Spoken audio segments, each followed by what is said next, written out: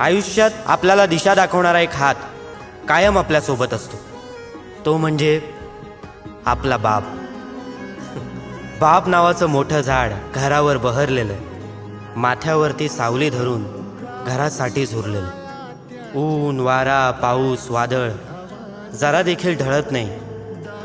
बाप असतो आवाक्याबाहेर, कधीच कोणाला कळत नाही. खडूस वाटतो कधी कधी, चिडून जरब लावून जातो, शांतपणे डोळे फाडून जास्तीचाच भाव खाऊन जातो. वसखन येतो अंगावर म्हणून जवळ कोणी जात नाही. आईसारखे बापाचे गोडवे कधीच कोणी गात नाही. आईसारखी बापाला मिठी कधीच मिळत नाही, कारण बाप असतो आवाक्याबाहेर, कधीच कोणाला कळत नाही. बघा ना, बापाला सहसा कोणी मनावर घेत नाही. बापासाठी आपलं प्रेम कधी अनावर होत नाही.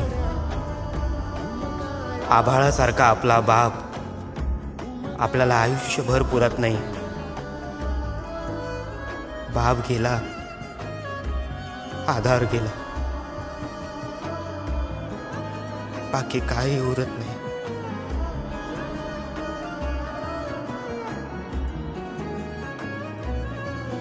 कासावीस होऊन तुम्ही आम्ही बाप आठवत रडत बसतो. त्याच्यासोबत जगण्यासाठी आयुष्यभर कुडत बसतो.